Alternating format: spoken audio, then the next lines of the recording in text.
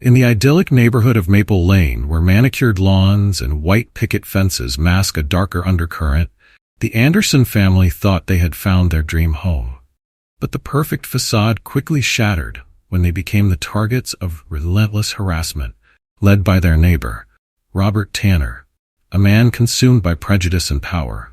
From shattered windows to mob confrontations and a shocking act of destruction involving an excavator, Tanner's attempts to drive them out pushed the Andersons to their breaking point.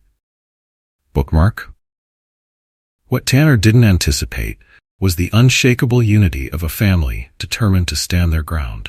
Armed with courage, evidence, and the support of an unlikely ally, a brave young girl named Emma, the Andersons turned the tables on their tormentor. As they fought to reclaim their safety and dignity, their story transformed a divided community into a symbol of resilience and hope. But the road to justice was anything but easy, and the price of standing up would test the limits of their strength. This is a gripping tale of courage, community, and the fight to triumph over hatred, where even the smallest acts of defiance can plant the seeds of change.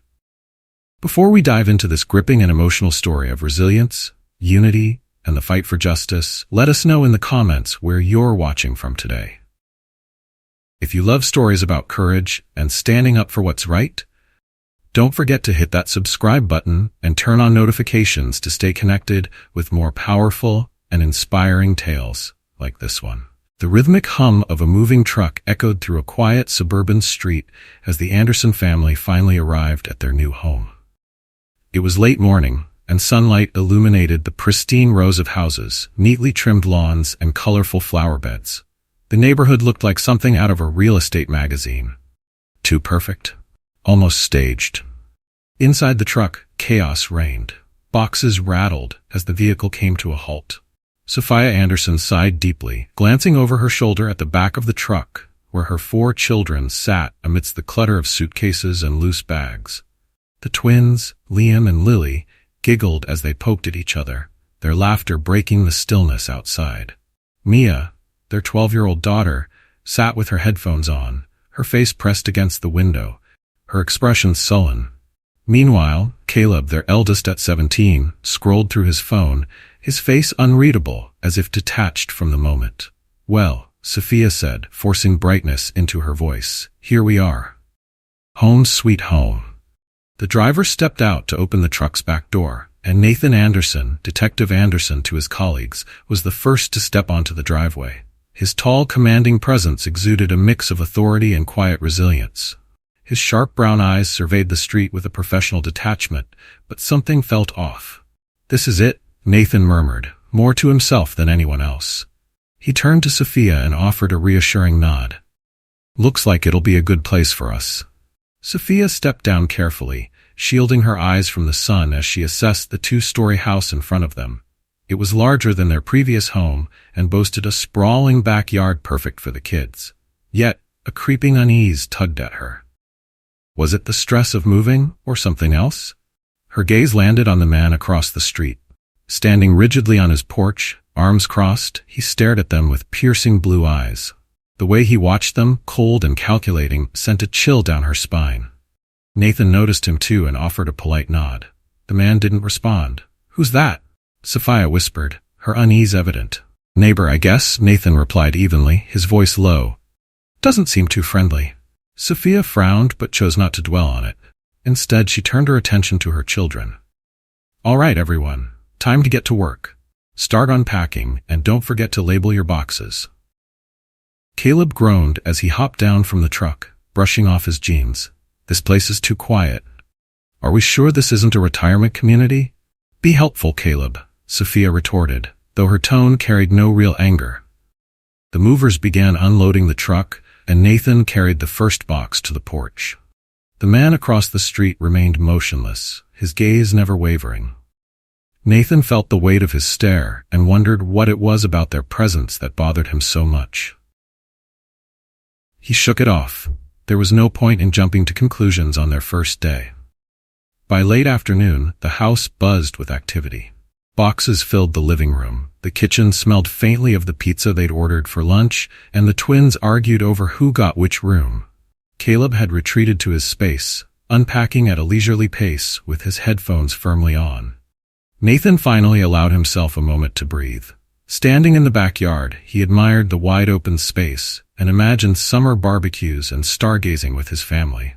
For the first time in months, he felt a flicker of hope. "You think this will be all right?" Sophia's voice broke through his thoughts. She joined him, holding a glass of lemonade. Nathan hesitated before answering. "It'll take some getting used to," he admitted. "But yeah, I think we'll make it work." Sophia followed his gaze toward the yard and nodded. "The kids seem happy enough. Well, except Mia, but she's 12. She's supposed to be miserable." They shared a soft laugh, but the moment was interrupted by a loud crash from the front yard.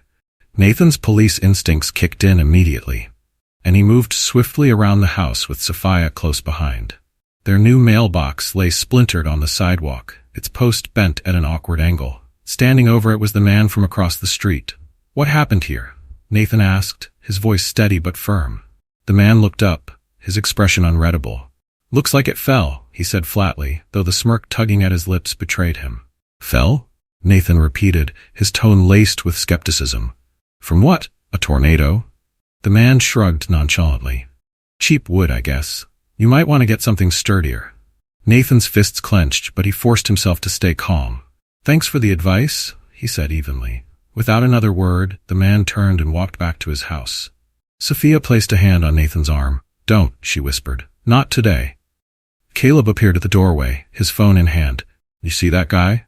Total psycho. He's been watching us all day." "Get inside," Nathan ordered. Caleb lingered briefly before retreating. Nathan crouched to inspect the broken post, noticing fresh marks on the wood, as though it had been deliberately struck. He glanced toward the neighbor's house, where the man now stood at his window, staring back at him. That night, the family settled into their new home, but unease hung in the air. Nathan tried to dismiss the incident as a minor inconvenience, not a sign of something larger.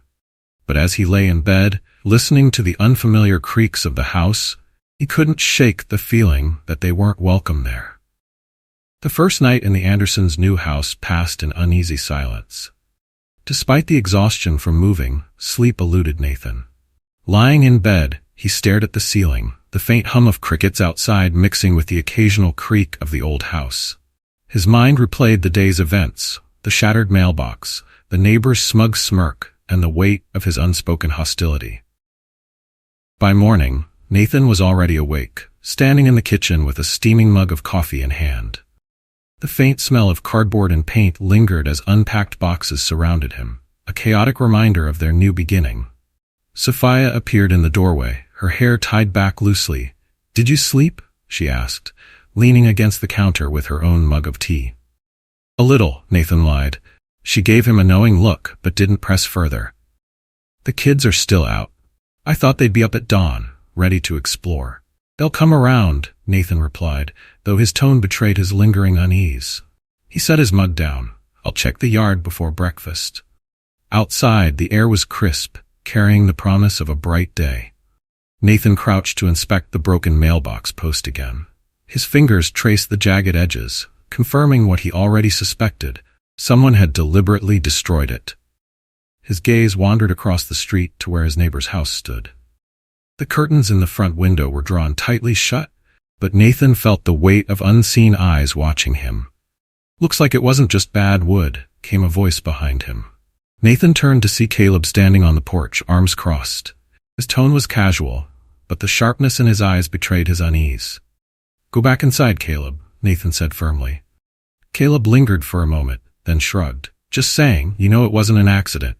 Nathan didn't respond. Instead, he picked up the broken mailbox and carried it to the garage, ignoring the heaviness in his chest. By mid-morning, the house was alive again with the sounds of family life. The twins raced through the hallways, giggling as they bounced a tennis ball off the walls. Mia sat at the dining table, unpacking her art supplies with feigned indifference, while Caleb alternated between scrolling on his phone and helping Sophia arrange furniture. Everything seemed to settle into a routine until Nathan heard a sharp clang of metal against the concrete outside. He moved quickly to the window and saw their garbage can overturned near the driveway, its contents spilled across the pavement. A pair of crows pecked curiously at the mess, but Nathan's gut told him this wasn't random. "Eliza," he called, and Sophia appeared beside him. Her eyes widened as she took in the scene. "Do you think it was—" She trailed off, lowering her voice. Nathan nodded grimly. "It's too deliberate. Not after the mailbox." "I'll clean it up," Nathan said, stepping outside. As he began picking up the scattered trash, the uneasy feeling of being watched returned. He glanced toward the neighbor's house, half expecting to see Robert Tanner lurking nearby, but the porch was empty. Still, the sensation of unseen eyes followed him, tightening his chest. By the time he finished cleaning, his frustration had hardened into resolve. He went inside, washed his hands, and called for Caleb. "Come with me," Nathan said, his tone brooking no argument. Caleb raised an eyebrow, but followed without question. Together, they walked across the street and stopped at the edge of Tanner's driveway. Nathan knocked firmly on the door, the sound echoing in the stillness. It took longer than necessary for the door to open. When it did, Tanner appeared, his expression cold and unreadable. "Something I can help you with?" Tanner asked, his tone dripping with disinterest. Nathan straightened his shoulders.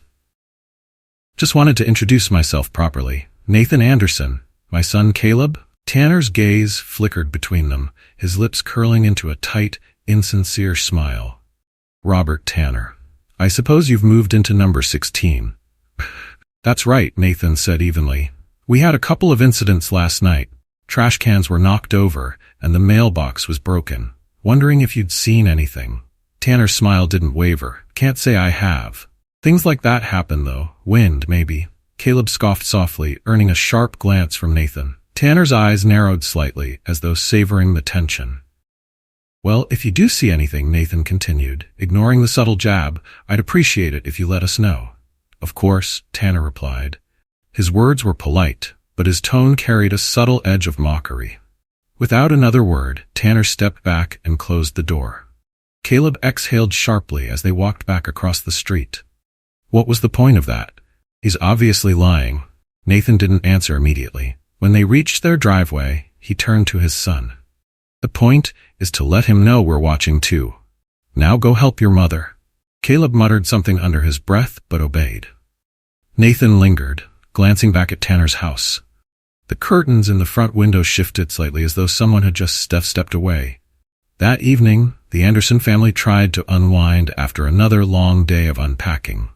The twins were glued to the television. Mia had retreated to her room, and Sophia was in the kitchen preparing dinner. Nathan sat in the living room, absently flipping through a local newspaper, his thoughts elsewhere. "Dad," Caleb said, entering the room with his phone in hand.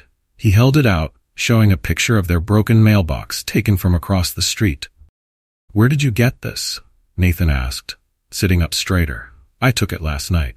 Thought it might be a good idea, in case something else happens."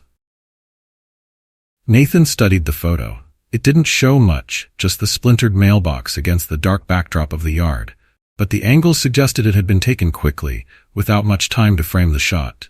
"You shouldn't be sneaking around like that," Nathan said, though his voice lacked its usual firmness. "I just thought it might help," Caleb replied, his tone defensive. Nathan placed a hand on his son's shoulder. "It might. Just be careful." Before Caleb could respond, the sound of breaking glass shattered the quiet. Nathan sprang to his feet, his heart pounding. Sophia ran into the living room, her face pale. "What was that?" she asked. The source was quickly found. A rock the size of a fist lay on the kitchen floor amidst shards of broken glass. Tied to it with rough twine was a note. Nathan picked it up carefully, his jaw tightening as he read the scrawled message, "Go back where you came from." The family gathered around him, their faces a mixture of fear and anger. For a long moment, no one spoke. Finally, Nathan folded the note and slipped it into his pocket. "We're not going anywhere," he said firmly. Sophia's eyes glistened, but she nodded. Caleb clenched his fists, and even Mia looked resolute. Whatever this was, they would face it together. The morning after the rock crashed through their window, the Anderson home was unnaturally quiet. Even the twins, who usually filled the air with their boundless energy, sat subdued at the breakfast table, stirring their cereal without interest. The broken kitchen window had been hastily covered with cardboard, a glaring reminder of the previous night's hostility. Nathan sat at the head of the table, his expression calm, though inside he simmered with frustration. Years on the police force had taught him to remain composed under pressure. But this felt different. This wasn't just an attack on him. It was an attack on his family, his home, and everything he had worked so hard to protect. Sophia moved around the kitchen, her movements steady but tense. As she placed a plate of toast on the table, she leaned in close to Nathan and whispered, "We need to talk about what to do next." "We will," Nathan replied, though he wasn't sure yet what the next step should be. Reporting the incident to the police felt futile. The officers who had come the night before had been polite but dismissive, offering no real solutions. Nathan wasn't naive. He knew how these situations typically played out. Caleb entered the room, phone in hand. He slid into a chair, scrolling with a scowl. "You're not going to believe this," he muttered, breaking the heavy silence. "What now?"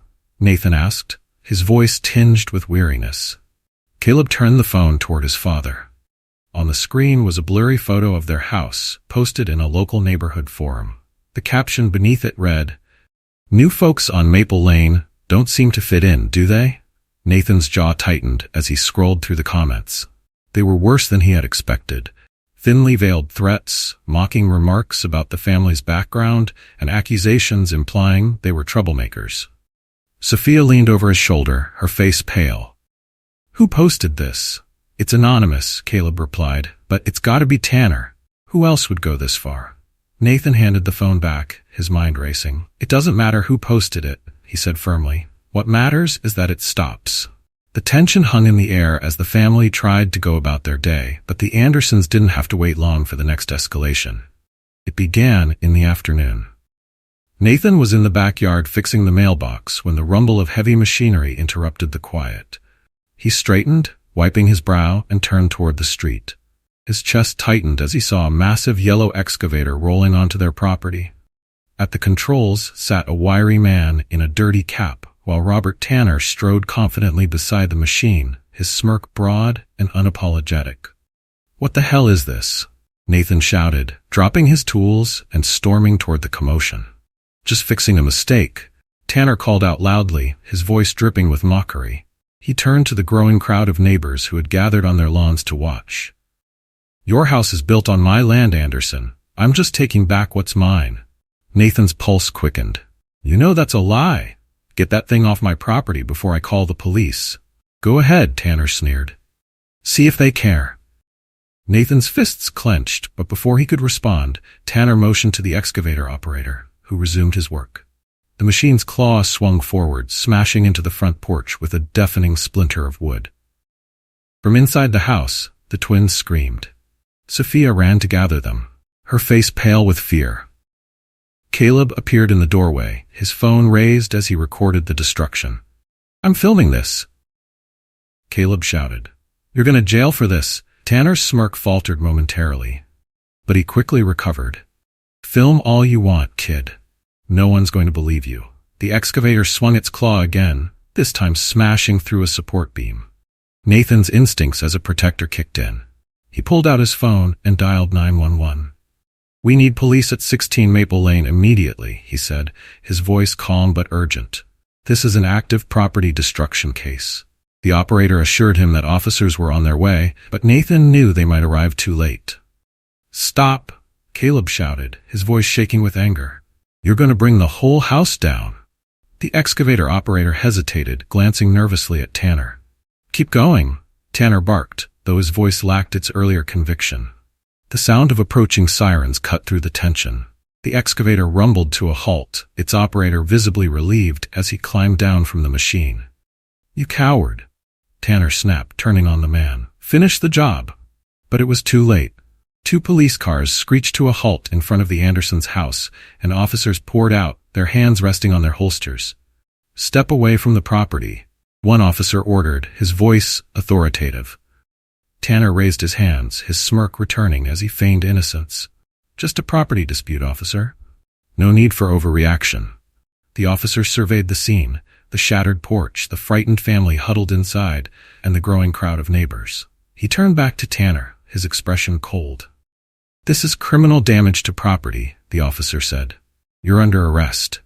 The officers cuffed Tanner and led him to the squad car. His smirk faded, replaced by a scowl as the weight of his actions finally began to sink in. Nathan approached the lead officer, his shoulders squared. "Thank you for responding," he said, his voice steady despite the adrenaline coursing through him. The officer nodded. "We saw the video your son uploaded," he said, gesturing toward Caleb, who stood nearby with his phone still in hand. "It's clear-cut evidence. This isn't going to go away for him." Nathan placed a hand on Caleb's shoulder, pride and relief flooding through him. "Good job, son," he said quietly. That evening, the Anderson family sat together in the living room, the weight of the day pressing down on them. The damage to the house was significant, but they were safe. And Tanner was finally facing the consequences of his actions. Sophia looked at Nathan, her eyes filled with exhaustion and gratitude. "You kept your promise," she said softly. "You protected us." Nathan nodded, his gaze moving to his children. "We protected each other," he said, "and we'll keep doing it, no matter what." As the family huddled closer, the flickering light of the television cast warm shadows across their faces. For the first time in weeks, they felt something they hadn't dared to hope for: peace. The morning after Tanner's arrest dawned quiet and gray. The Anderson family gathered at the breakfast table, their spirits subdued yet cautiously hopeful. The broken porch was a stark reminder of the previous day's chaos, but there was a sense of relief knowing that Tanner was finally facing the consequences. Sophia moved around the kitchen with calm efficiency, her movements steady as she placed plates of pancakes on the table. The twins, Liam and Lily, perked up slightly, their laughter returning as they smeared syrup across their plates. Mia, however, remained quiet, staring absently at her food. Caleb was already scrolling through his phone, his brow furrowed as he scrolled through comments on the video he had uploaded of the incident. "Anything new?" Nathan asked, sipping his coffee as he glanced at Caleb. Caleb nodded slowly. "Yeah. The video's blowing up. People are sharing it like crazy. Some are even tagging civil rights groups. I think this might actually help us." Nathan leaned back in his chair, allowing himself a moment of hope. "Good.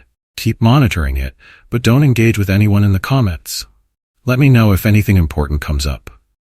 Caleb gave a curt nod, already focused on the flood of notifications on his phone. As the morning passed, the Andersons tried to return to a semblance of normalcy. Nathan spent time repairing the yard, while Sophia unpacked more boxes, trying to make their house feel like a home. Mia stayed in her room sketching quietly, while the twins played outside, their laughter echoing through the backyard. The relative calm was broken mid-afternoon when a hesitant knock sounded at the front door. Sophia, wiping her hands on a kitchen towel, approached cautiously. Through the peephole, she saw a familiar face. Emma? The young girl from down the street who had warned them about Tanner before. Sophia opened the door, her relief evident. "Emma, hi? Are you okay?" Emma nodded, clutching a small envelope in her hands. She glanced nervously over her shoulder before stepping closer. "I wanted to give you this," she whispered. "My parents don't know I'm here." Sophia crouched to meet Emma's gaze, her voice gentle. "What is it, sweetheart?" "It's proof," Emma said, holding out the envelope. "I heard Mr. Tanner talking to my dad. He told him to do something bad. I wrote it down so you'd have it." Sophia's heart ached at the sight of Emma's fear, but she quickly ushered her inside. "Thank you, Emma. You're very brave." Nathan and Caleb joined them in the living room, their curiosity piqued as Sophia opened the envelope. Inside was a handwritten note in a child's scrawl, detailing a conversation Emma had overheard. Tanner had pressured several neighbors into harassing the Andersons, threatening social and financial repercussions if they refused. "This is huge," Caleb said, his voice rising with excitement. "We can use this." Nathan nodded, his expression grim as he reread the note. "It's a game changer. If we can prove Tanner coerced the neighbors, it'll dismantle his entire narrative." "But how do we prove it?" Sophia asked, her voice tinged with worry. Nathan turned to Caleb. "We keep gathering evidence. We document everything, and we keep the pressure on." Caleb nodded, his determination unwavering. "I've already got a ton of footage. I'll organize it all tonight." The next day, Nathan took Emma's note to their lawyer, Martha Reyes. Sitting across from her in the small downtown office, he laid out the envelope and the growing collection of evidence they had amassed. Martha reviewed the note carefully, her sharp eyes scanning each word. "This changes everything," she said finally, leaning back in her chair. "If Tanner has been organizing a harassment campaign, we can argue that this is a coordinated hate crime. That carries serious legal weight." Nathan's jaw tightened. "Can we prove it?" Martha nodded. "It won't be easy, but with the evidence you've collected, plus Emma's testimony, we have a strong case. I'll file additional motions to strengthen our position." Nathan left the office feeling a renewed sense of purpose. For the first time in weeks, it felt like they were gaining ground. Back at home, Caleb worked tirelessly to compile their evidence. He sorted through hours of video footage, carefully labeling each incident and organizing them into folders. The twins, sensing the tension, kept themselves occupied in the backyard, while Sophia busied herself in the kitchen. That evening, the family gathered in the living room to review their progress. Caleb connected his laptop to the television, playing back the most damning clips for everyone to see. "This is good," Nathan said, his voice steady. "It shows how organized Tanner's actions have been. This isn't just a personal grudge, it's a targeted campaign. But will it be enough?" Sophia asked, her doubt creeping in. "The police didn't seem to care before. Why would they now?" "Because now we have a solid case," Nathan replied firmly. "And if they still don't act, we'll take it higher. Media, civil rights organizations, whatever it takes." Jason leaned forward, his expression serious. "What about Tanner? He's not going to stop." Nathan's jaw tightened. "We'll deal with him. Legally. And this time, we'll make sure it sticks." The following days were a whirlwind of activity. Nathan met with civil rights organizations, sharing the footage and documents they had compiled. The response was overwhelmingly supportive, with several groups offering to amplify their case and provide additional resources. Meanwhile, Martha filed the new motions, bolstered by Emma's note and the growing mountain of evidence. The tide began to turn. Neighbors who had previously stayed silent started to come forward, emboldened by the Andersons' determination. One by one, they shared their own stories of Tanner's manipulation and intimidation. Their testimonies painted a damning picture of a man who had controlled the neighborhood through fear and coercion. Tanner, sensing his grip slipping, lashed out in desperation. One evening, as Nathan and Caleb were reviewing footage in the living room, a loud crash shattered the quiet. They rushed outside to find their car windows smashed, shards of glass littering the driveway. Spray painted across the garage door in crude letters were the words, "Get out!" Nathan's hands trembled with anger as he called the police.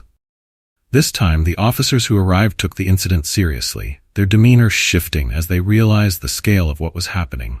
"This is escalating," one officer said grimly. "Do you have any idea who might be behind this?" Nathan's jaw tightened. "Tanner. He's been leading this from the start," the officer nodded. "That will file a report and increase patrols in the area, but without direct evidence?" Nathan cut him off, his frustration boiling over. "We have evidence. Plenty of it. What we need is action before someone gets hurt." The officer held his gaze for a moment before nodding. "We'll do what we can." As the officers left, Nathan turned to his family, his resolve hardening. "This isn't going to scare us. We're stronger than this." Caleb stood beside him, his phone still in hand. "We'll make them pay for this," he said quietly. Nathan placed a hand on his son's shoulder. "We will, but we'll do it the right way." The morning after the garage door was vandalized, the Anderson family sat in the kitchen, the tension palpable. The twins pushed their cereal around their bowls, too subdued to eat. Mia stared out the window, lost in thought.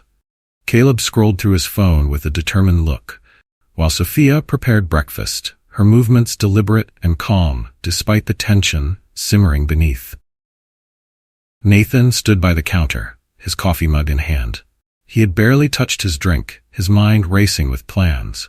He cleared his throat, breaking the silence. "We need to have a family meeting," he announced. The twins looked up with wide eyes, and Mia turned from the window, her expression apprehensive. Caleb leaned back in his chair, his arms crossed. "About what?" Caleb asked, though he clearly already knew. Nathan set his mug down. "About what happened yesterday. About what's been happening since we got here." Sophia nodded, her gaze moving between the children. "Your dad and I think it's time we come up with a plan. Things aren't going to get better on their own, and we can't keep living like this. Caleb straightened, his expression hardening. So what's the plan? Do we leave? Give Tanner what he wants? No, Nathan said firmly. We're not leaving. This is our home, and we're going to fight for it. But we need to be smart about how we do it. Mia's soft voice cut through the conversation. What if it gets worse? What if he hurts us? The room fell silent. Nathan's chest tightened as he looked at his daughter, her fear mirrored in her trembling voice. He leaned forward, his tone steady and reassuring. I won't let that happen, Mia. None of us will. We're a team, and we're going to protect each other. Caleb scoffed, shaking his head. A team? We're sitting ducks, Dad. Tanner's got half the neighborhood on his side and the cops don't care. How are we supposed to fight back? Nathan met his son's gaze, his voice calm but resolute. We start by documenting everything. Every incident, every threat, every piece of evidence. We build a case.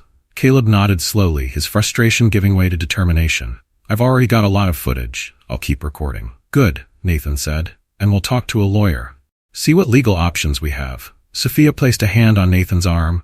We also need to focus on the kids. Make sure they feel safe. Nathan nodded. We'll all handle that. Together. After the meeting, the family sprang into action. Caleb spent hours organizing his footage, labeling each video and photo meticulously. Sophia called local attorneys, seeking advice and setting up consultations. Nathan, unable to sit still, worked on repairing the damage to their home and yard. The calm didn't last long. Late that afternoon, Nathan was in the backyard when he heard raised voices from the front of the house. He dropped his tools and hurried toward the commotion, his heart pounding. A group of neighbors had gathered on the sidewalk, their faces twisted with hostility. At the center of the group stood Robert Tanner, holding a megaphone. His sneer was replaced by a look of smug satisfaction as his voice cut through the air like a blade. This neighborhood isn't for everyone, Tanner shouted, his words dripping with venom. We've got standards to uphold. If you don't like it, you can leave. Nathan felt his blood boil, but before he could respond, Caleb appeared beside him, his phone raised and recording. I'm filming this, Caleb said, his voice steady despite the chaos. Sophia stepped out of the house, her face a mixture of fear and anger. The twins clung to her legs, their small faces pale with confusion. Mia stood just behind her, her hands trembling as she held her phone. Nathan raised his hands in a gesture of calm as he stepped forward. That's enough, he said firmly. This is harassment, and it needs to stop. Bookmark. Tanner turned the megaphone toward Nathan, his sneer widening. Harassment? You don't belong here, Anderson. We're just defending our community. This is my community too, Nathan replied, his voice unwavering, and I'm not going anywhere. The crowd murmured, some nodding in agreement with Tanner, while others shifted uncomfortably. Nathan caught the eye of one woman, who quickly looked away, guilt etched across her face. You think you can scare me and my family? Nathan continued, his voice rising. You think your threats will make us leave? You're wrong. We're not afraid of you. Tanner laughed, a harsh, mocking sound. We'll see about that, he said. With a wave of his hand, he signaled the crowd to disperse. The group left reluctantly, their anger simmering just beneath the surface. Tanner lingered for a moment, locking eyes with Nathan in a silent challenge before turning and walking away. As the last of the neighbors disappeared, Nathan turned to his family. Caleb was still recording, his hands steady despite the adrenaline coursing through him. Sophia looked shaken but resolute, her arms wrapped protectively around the twins. Mia stood stiffly, her face pale but determined. Are you okay? Nathan asked, his gaze moving between them. Sophia nodded, though her grip on the twins tightened. We're fine. But this has to stop, Nathan. It's getting out of control. I know, Nathan said. And it will. I promise. That evening, Nathan and Sophia sat at the kitchen table with Caleb, reviewing the footage of the confrontation. The video clearly showed Tanner's mob, his inflammatory words, and Nathan's calm but firm response. This is good, Nathan said, his voice steady. It shows how organized they are. This isn't just one man, it's a coordinated effort. But will it be enough? Sophia asked, her doubt evident. It has to be, Nathan replied. We'll send this to Martha. She can use it in the case. And if the police still won't act, we'll take it higher, civil rights groups, the media, whatever it takes. Caleb leaned forward, his expression serious. What about Tanner? He's not going to stop. Nathan's jaw tightened. We'll deal with him. Legally. This time, he won't get away with it. The family spent the rest of the evening strategizing, their resolve stronger than ever. Despite the fear and uncertainty, they were united, ready to fight back together. The days following the confrontation with Tanner brought a tense stillness to Maple Lane.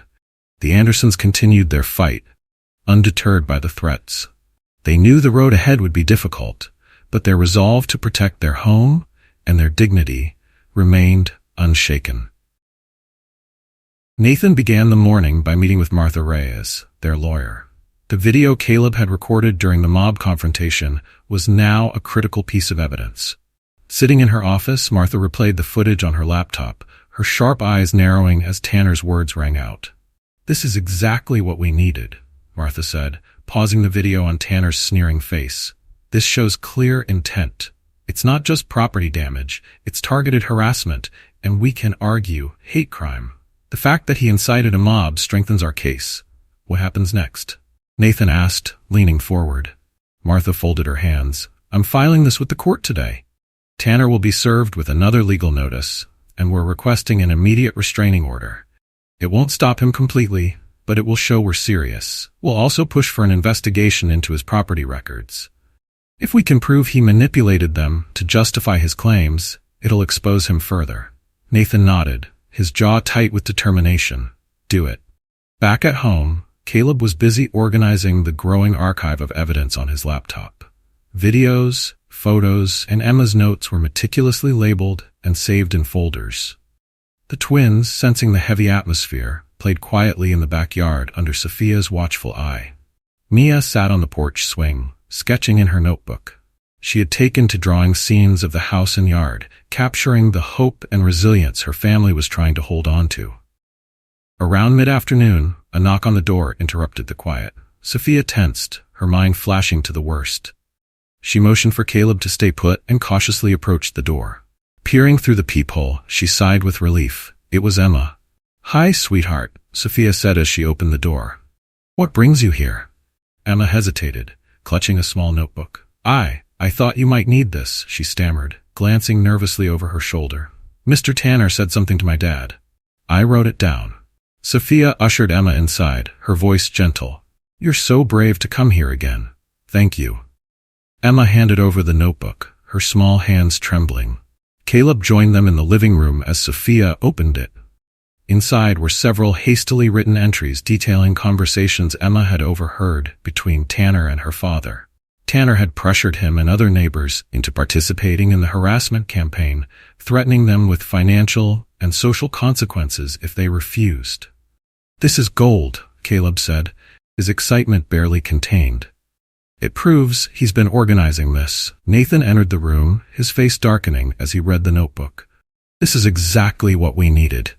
If this gets to court, Tanner won't have a leg to stand on." Sophia's brow furrowed.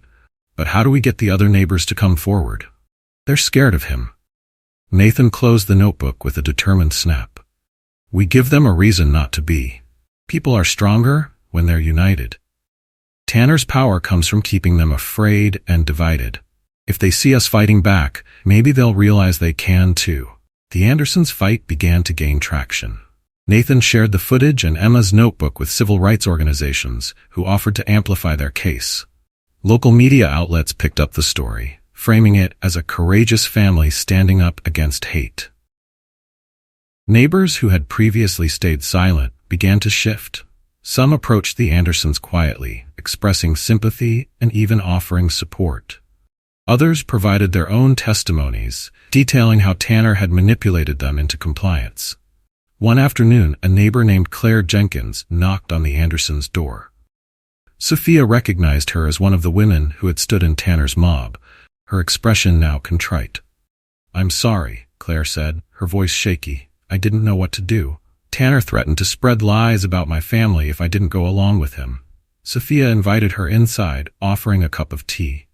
"It's not too late to do the right thing," she said gently. Claire nodded. "I want to help. I'll testify if it comes to that." Meanwhile, Tanner was growing increasingly desperate. His smirk and bravado had been replaced by outbursts of frustration as his control over the neighborhood slipped.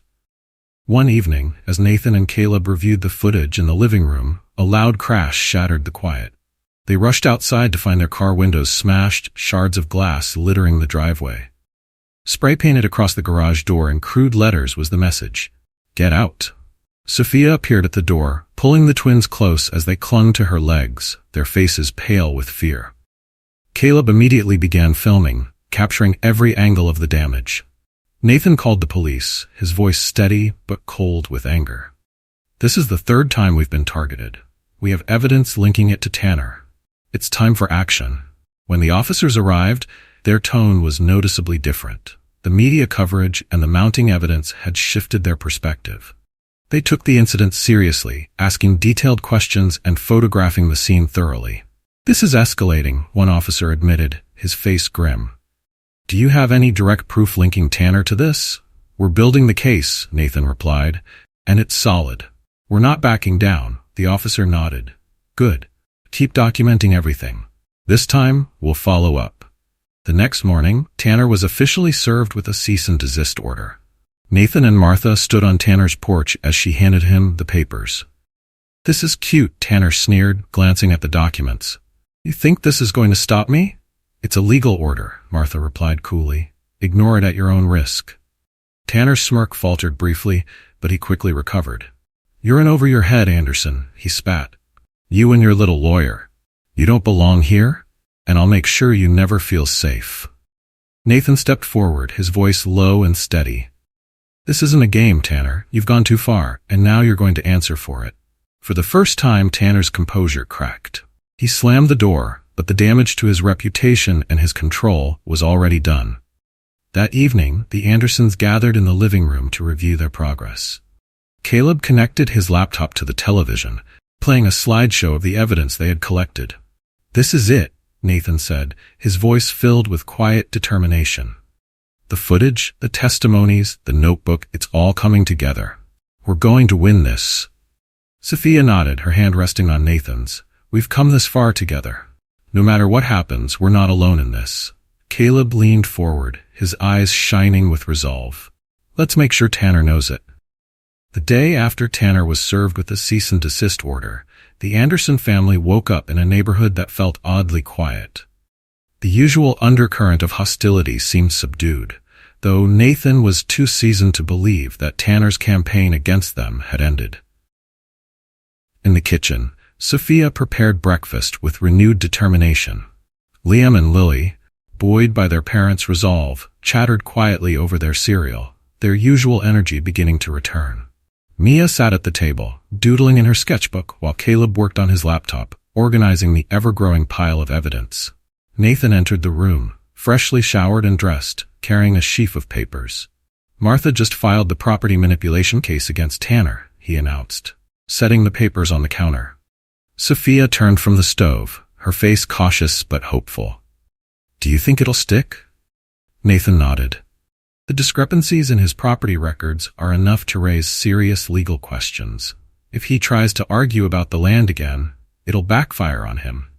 "What about the footage?" Caleb asked, looking up from his laptop. "I'm sending it to civil rights groups today," Nathan replied. "They've offered to help put more pressure on Tanner and the local authorities. If we can get them involved, the tide will shift in our favor."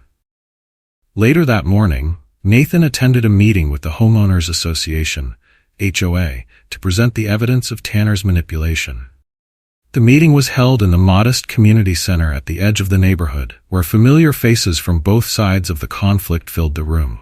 As Nathan entered, he felt the weight of their stares, some hostile, others guilty. At the back of the room, Tanner sat with his arms crossed, his smirk replaced by a steely glare. The HOA president, Mrs. Connor, a middle-aged woman with a firm but fair demeanor, called the meeting to order. "We're here to address recent events in the neighborhood, including accusations of property disputes and harassment," she began, her gaze sweeping the room. "Mr. Anderson, you may present your findings." Nathan stood at the front of the room, his voice steady as he outlined the evidence. He displayed property records showing Tanner's questionable claims about land ownership and presented the timeline of incidents that had escalated since his family's arrival. "This isn't just about a fence or a piece of land," Nathan said firmly. This is about someone exploiting the system to harass and intimidate my family. And it's not just us. Others in this neighborhood have been affected too. Murmurs rippled through the room. Some residents nodded in agreement while others exchanged uneasy glances. Mrs. Connor reviewed the documents Nathan had provided, her expression unreadable. "These are serious allegations," she said finally. "We'll need time to investigate before taking any action." Nathan met her gaze evenly. "Take all the time you need, but know this, I'm not backing down." While Nathan was at the HOA meeting, Sophia stayed home with the children.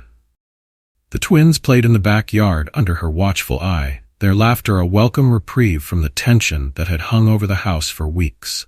Mia sat on the porch swing, drawing quietly, while Caleb continued his meticulous work on the laptop. The calm was interrupted by a knock at the door. Sophia's heart raced as she peered through the peephole and saw Emma standing there, clutching another envelope. Sophia opened the door and crouched to meet Emma's gaze. "Emma, is everything okay?" Emma nodded hesitantly and handed her the envelope.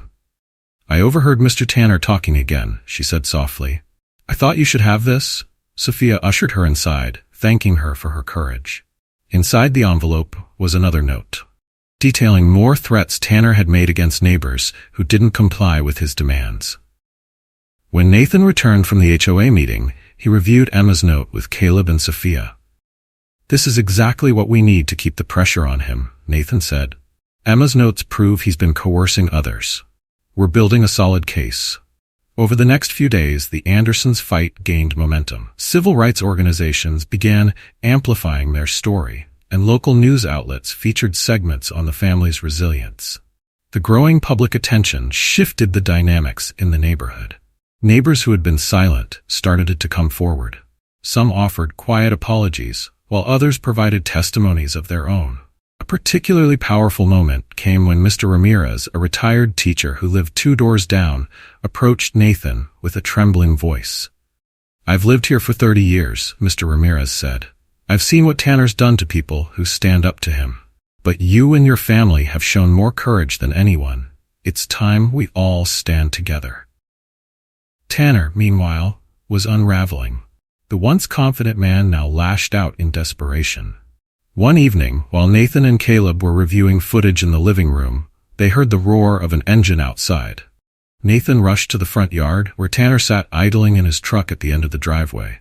He revved the engine, his glare burning with hatred. "Still here, Anderson?" Tanner shouted. "You're tougher than I thought, but don't think this is over." Nathan stood firm, his hands at his sides. "You can threaten me all you want, Tanner, but it won't change a thing.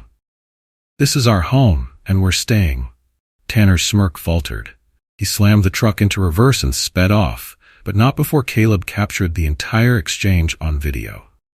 2 weeks later, the mounting evidence against Tanner culminated in a pivotal moment. The HOA, backed by the growing testimonies of neighbors and the pressure from civil rights organizations, held a final hearing to address the complaints. Tanner arrived looking defiant, but the weight of the evidence was undeniable. As neighbors testified one by one about his harassment and manipulation, his bravado crumbled. By the end of the hearing, the HOA voted unanimously to strip him of any claims to property disputes and recommended formal charges be pursued against him. The police, bolstered by the public outcry and the evidence provided by the Andersons, finally acted decisively. Tanner was arrested on multiple charges, including harassment, property damage, and making terroristic threats. That evening, as the Andersons watched Tanner being led away in handcuffs, a wave of relief washed over them. Sophia wrapped her arms around the twins, while Caleb stood beside Nathan, his phone still in hand. "You did it, Dad," Caleb said quietly. "No," Nathan replied, placing a hand on Caleb's shoulder. "We did it, together." The arrest of Robert Tanner marked a turning point for the Anderson family and the neighborhood. For the first time in weeks, the oppressive atmosphere of Maple Lane began to lift. Tanner's departure seemed to break the spell of fear he had cast over the community, and neighbors who once avoided the Andersons now approached with tentative smiles or offers of help. Bookmark. Nathan and Caleb spent the next morning cleaning up the remnants of the chaos Tanner had left behind. The hateful graffiti on their garage door was scrubbed away, and the shattered car windows were replaced. While the physical damage was being repaired, the emotional wounds lingered. As Nathan scrubbed the last traces of paint from the garage, Sophia appeared in the doorway, holding a tray with 2 glasses of lemonade.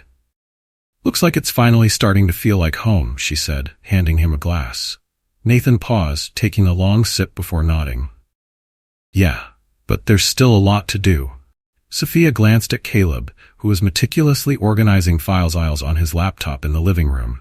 "He's been working so hard. I'm worried he hasn't had time to process everything." Nathan followed her gaze and sighed. "He's a good kid. Stronger than he should have to be." Sophia touched his arm gently. "And so are you." Later that day, the Andersons received an unexpected visitor. Emma stood at the edge of their yard, clutching a small sapling. Nathan waved her over, a genuine smile breaking his usually serious expression. "Hi, Emma," Nathan said, crouching to meet her gaze. "What brings you by?" Emma hesitated before holding out the sapling. "I thought you might like this for your yard," she said quietly. "It's a lemon tree. My mom says they're good for new beginnings." Nathan's heart swelled with gratitude as he accepted the sapling. "Thank you, Emma. This is perfect." The family gathered in the backyard that evening to plant the tree. The twins eagerly helped dig the hole, their laughter filling the air for the first time in weeks. Caleb documented the moment with his phone, while Mia added a small drawing of the tree to her sketchbook.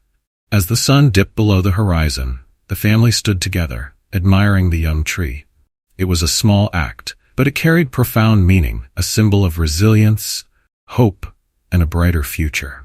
In the weeks that followed, the Andersons worked tirelessly to rebuild their home and their lives. Local volunteers, inspired by the family's strength, helped repair the damage to the house. Neighbors who had once been complicit in Tanner's harassment now came forward with apologies and offers of support. One Saturday morning, Claire Jenkins, the neighbor who had testified against Tanner, arrived with a tray of freshly baked cookies. "I just wanted to say thank you," Claire said, handing the tray to Sophia. "Your family gave us the courage to stand up to him." Sophia smiled warmly. "It wasn't easy, but I'm glad the neighborhood is starting to heal." Claire nodded. "If you ever need anything, we're here for you."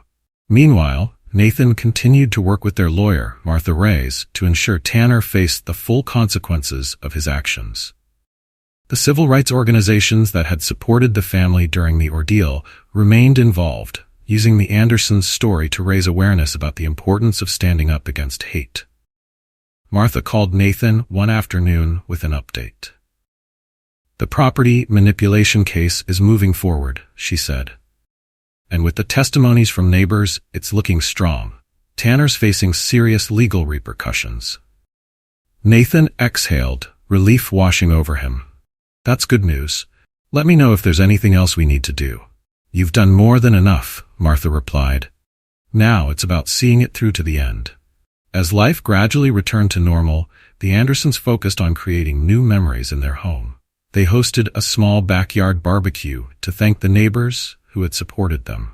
Laughter and the smell of grilled food filled the air as the community came together to celebrate a fresh start. Emma attended with her parents, who had finally overcome their fear of standing up to Tanner. Nathan made sure to thank her again, reminding her that her bravery had been a turning point in their fight. "Without you, Emma, we might not have had the evidence we needed," Nathan said, his voice filled with pride.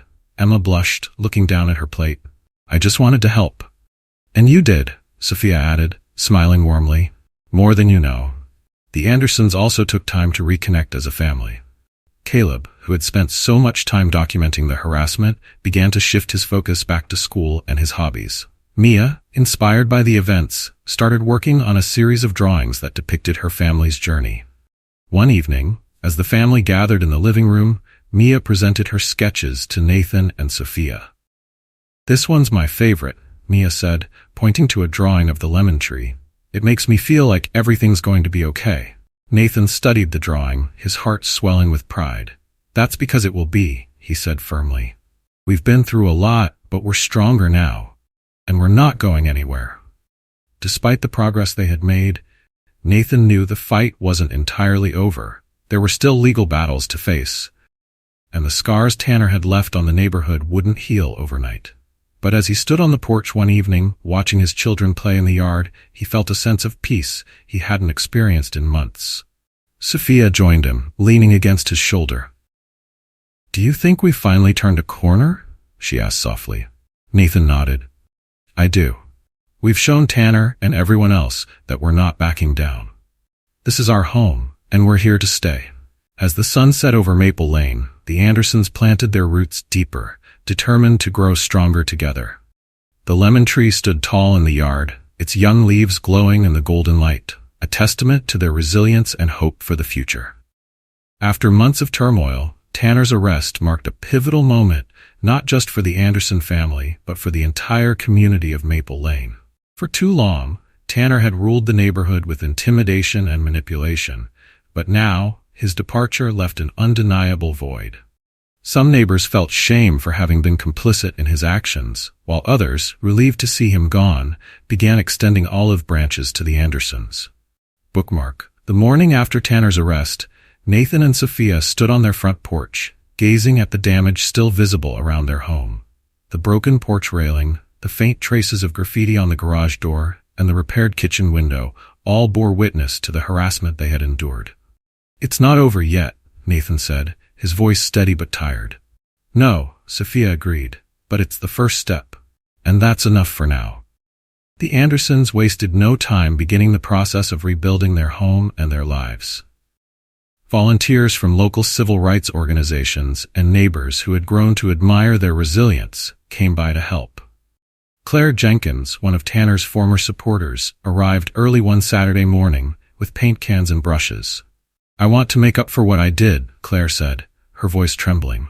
"I can't take back my silence, but I want to help fix what he destroyed."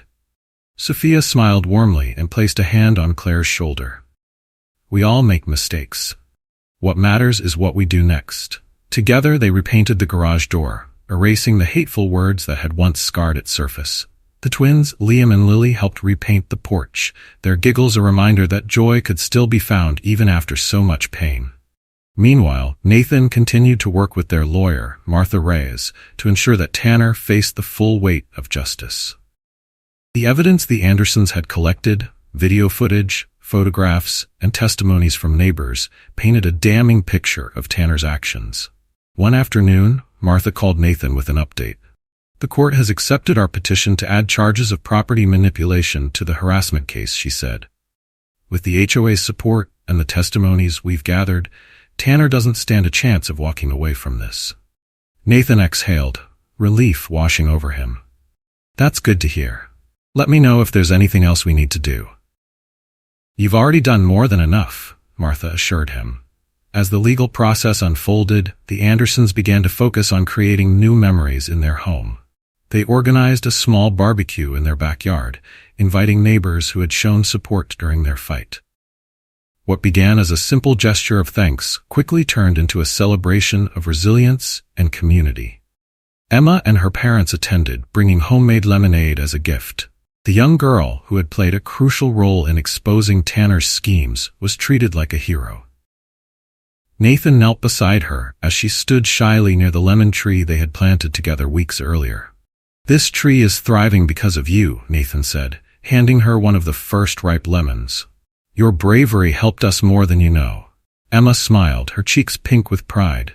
"I just wanted to help, and you did," Sophia added, wrapping an arm around Nathan. "You reminded us all that even the smallest voices can make a big difference." The neighborhood, once fractured by fear and division, began to heal. Residents who had been silent during Tanner's reign of terror started to take responsibility for their inaction. Mr. Ramirez, who had initially avoided the Andersons out of fear, now stopped by regularly to check in. "Your family gave us the courage to stand up," he told Nathan one day. "For too long we let Tanner dictate how we lived, but not anymore." Nathan nodded. "It takes all of us to make a change. I'm just glad we could show that standing together is more powerful than standing alone." The Anderson children also began to thrive. Caleb, who had spent so much time documenting the harassment, found a new passion for filmmaking. Inspired by the events, he created a short documentary titled Standing Firm, which detailed their journey and the lessons they had learned along the way. When he submitted it to a local film festival, it received widespread acclaim for its raw honesty and emotional depth. Mia, ever the quiet artist, continued to fill her sketchbook with scenes from their life. One drawing in particular, a detailed image of the lemon trees surrounded by her family, captured the essence of their journey. When her school hosted an art exhibition, the drawing was prominently displayed, earning praise from teachers and peers alike. Liam and Lily, meanwhile, returned to their playful selves, spending hours in the backyard climbing trees, playing tag, and tending to the lemon tree they had helped plant. Though the Andersons had found peace, Nathan knew their story wasn't just about their family. Their journey had become a beacon of hope for others facing similar struggles. One evening, as Nathan and Sophia sat on the porch, watching the kids play in the yard, Sophia leaned against his shoulder. "You've been quiet," she said softly. "What's on your mind?" Nathan stared at the horizon, his expression thoughtful. "I've been thinking about how we got through this. It wasn't just us, it was everyone who stood with us. The neighbors, Emma, Martha, the civil rights groups. Even when it felt like we were alone, we weren't." Sophia smiled, her eyes glistening. "That's what made the difference. We fought together." Nathan nodded, his gaze shifting to the lemon tree. Its branches were now full, its bright yellow fruit gleaming in the fading light. "That tree reminds me of us," he said. "We went through a storm, but we came out stronger." In the weeks that followed, Nathan began sharing their story at community events, hoping to inspire others to stand up against hate and intimidation.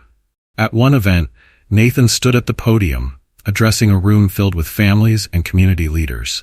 "My family's journey wasn't easy," he began, "but it taught us that fear only wins when we let it. When we stand together, we're stronger than anyone trying to tear us apart." The audience erupted into applause, and as Nathan stepped down from the stage, he spotted Sophia and the kids beaming in the front row. By the time summer rolled around, the Andersons had fully settled into their home. The lemon tree stood tall in the yard, a constant reminder of their resilience and the support that had carried them through. On a sunny afternoon, Emma and her parents visited again.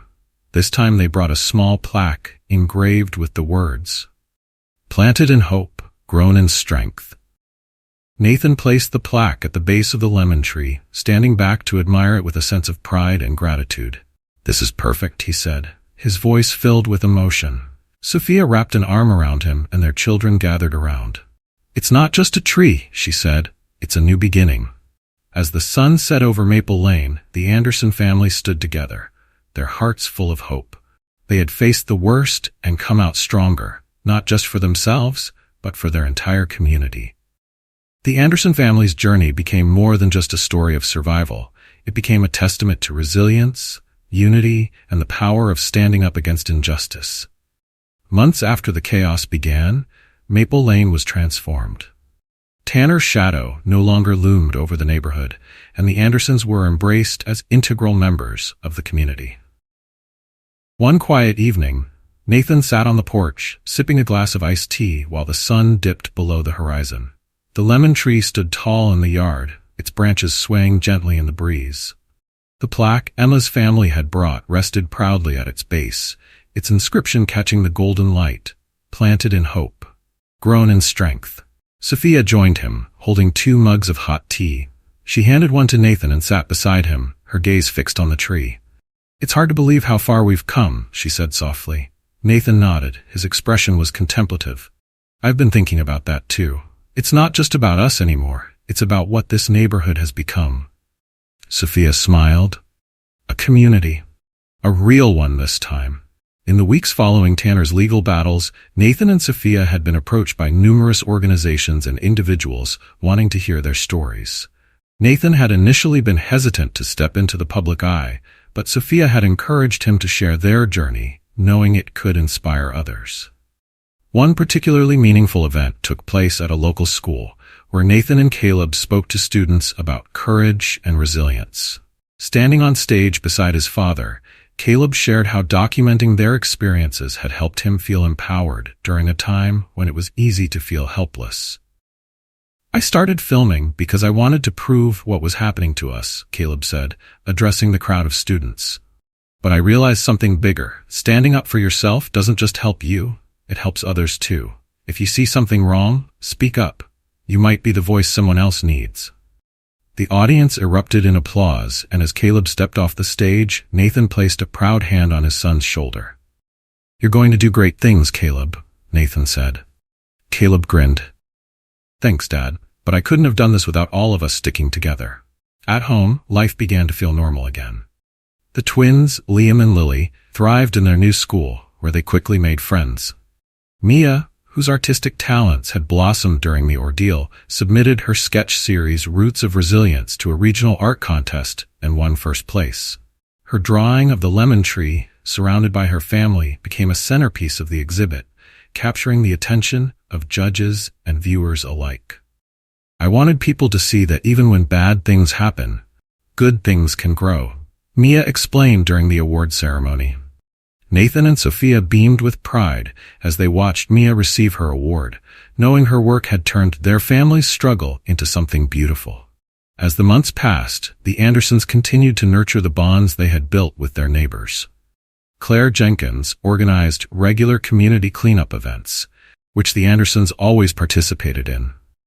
Mr. Ramirez became a frequent guest at their home, often bringing fresh vegetables from his garden as a gesture of friendship. One afternoon, as Nathan and Sophia were trimming the bushes in their front yard, Claire stopped by with a flyer. "Bookmark, go back." "We're planning a block party," she announced, her enthusiasm evident. "Something to bring everyone together and celebrate how far we've come as a neighborhood. And it wouldn't feel right without you and your family there." Sophia's face lit up. "We'd love to come. It sounds like exactly what this community needs." The block party was held 2 weeks later, and it was everything Claire had envisioned. Music filled the air, tables were piled high with homemade dishes, and children raced up and down the street, their laughter echoing through the evening. The Andersons' backyard became the centerpiece of the event. The lemon tree, now a symbol of the neighborhood's resilience, stood tall as neighbors gathered around it to share stories and memories. Emma arrived with her parents, Strudel bringing a basket of freshly baked lemon bars made from the fruit of the tree. "These are from your tree," Emma said proudly as she handed the basket to Nathan. Nathan chuckled, taking one and savoring the sweet, tangy flavor. "They're perfect, Emma. Just like the tree you helped us plant." As the sun set, Nathan stood before the crowd gathered in his yard, holding up a glass of lemonade. "I want to thank all of you," he began, his voice steady and filled with emotion. "When my family moved here, we didn't know what we were walking into. We faced things I wouldn't wish on anyone. But what kept us going was the belief that good people would stand up, and you did. This neighborhood is proof that when we come together, we can overcome anything." The crowd erupted into cheers, raising their glasses in a toast to unity and resilience. That night, after the party had ended, and the last of the neighbors had gone home, Nathan and Sophia stood in the backyard, looking up at the stars. The lemon tree swayed gently in the breeze, its fruit glowing softly in the moonlight. Sophia leaned against Nathan, her voice quiet but firm. "We built something here. Not just a home, but a community." Nathan wrapped an arm around her shoulders, his gaze fixed on the tree. "And it's only going to grow stronger." As the Anderson family settled into bed that night, the house was filled with a sense of peace that had been missing for so long. The fear and hostility that had once surrounded them had been replaced by hope and possibility. Before turning out the light, Nathan glanced at the framed sketch Mia had given him for Father's Day. It showed the family standing together beneath the lemon tree, their expressions filled with quiet strength. Beneath it, she had written a simple but profound caption, "Together we stand." Nathan smiled, his heart full. No matter what challenges lay ahead, he knew his family could face them together. The Andersons' journey served as a powerful reminder that even in the face of adversity, hope can prevail. Their resilience inspired others to stand up against injustice, proving that strength is found not just in individuals, but in communities united by shared values. The lemon tree in their yard, once a fragile sapling, now stood as a symbol of everything they had endured and overcome. Its roots ran deep, nourished by the courage, love, and determination of the family that had planted it. And as its branches stretched toward the sky, so too did the Andersons, ready to embrace whatever the future might bring. If this story of courage and resilience moved you, we want to hear from you. Did it inspire you to stand up for what's right? Did it remind you of someone or something in your own life? Let us know in the comments below. If you thought the story was powerful, comment with a 1. If it left a lasting impact, comment with a 2. But don't stop there. Share your own stories of strength, unity, and hope. We'd love to read them and hear how moments like these have touched your life. And don't forget to subscribe to our channel so you never miss any of the meaningful stories we share. These tales are a reminder of the power of family, community, and perseverance. And there's so much more to come. Let's keep the conversation going. Drop your thoughts in the comments and hit that subscribe button for more inspiring stories like this one.